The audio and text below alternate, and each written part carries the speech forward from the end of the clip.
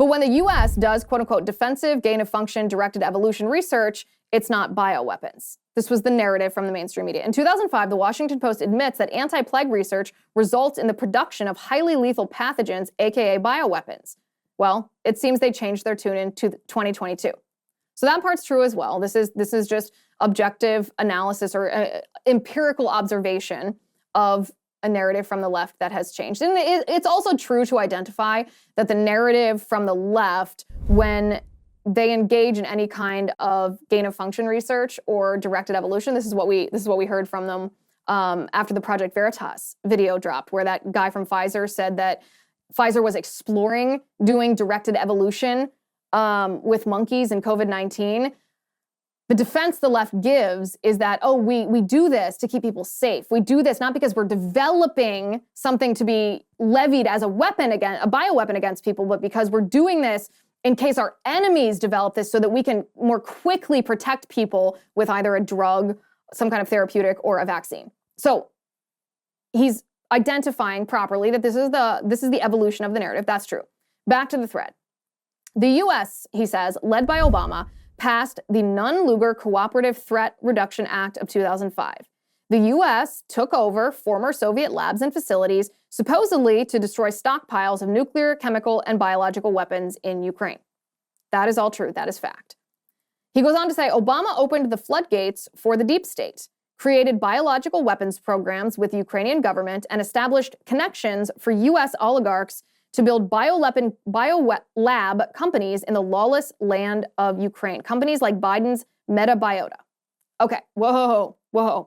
Put a pin on this one for a second. So let's take this one line by line. Obama opened the floodgates for the deep state. Well, you could argue that that's true. That's certainly true. I mean, he did that by expanding the administrative state in the United States. He did that by appointing in existing administrative state agencies really political actors who took advantage of the rulemaking process and used that basically to control our lives. Certainly, Obama opened the floodgates for the deep state. That I would rate that as true. Created biological weapons programs with the Ukrainian government and established connections for U.S. oligarchs to build biolab companies in the lawless land of Ukraine. That's inference. That's inference right there. Now, when I say something's inference, I'm using that word. I'm using that word more like I would use speculation, because it's simply not verified. There's simply not, or in this tweet thread, there's not verified evidence. So when I say inference, I mean, yes, there's many facts that might point in that direction, but it is not 1 + 1 = 2. It's 1 + 1 plus something else equals what? And he's filling in just one too many variables without providing the evidence. Again, doesn't mean it's not true. It just means that it's very important to identify which things are fact and verifiable and which things are inference when you're building an overall argument for something. So then he says, then the situation turned sour. Under U.S. supervision, Ukraine fell into civil war in February of 2014. In the disarray of war, State Department, Clinton, and the CIA took full control of Ukraine's government. Nuland, that's Victoria Nuland, facilitated a regime change. All of that is true. That is accurate. He says Victoria Nuland, who spilled the beans on the fear of Russian forces getting their hands on the biological research in Ukraine, engineered the color revolution in Ukraine. They started a civil war, then picked their puppet to run the government, creating a deep state proxy. So part of this is factual. When he said Nuland spilled the beans on the fear of Russian forces getting their hands on biological research, that's true.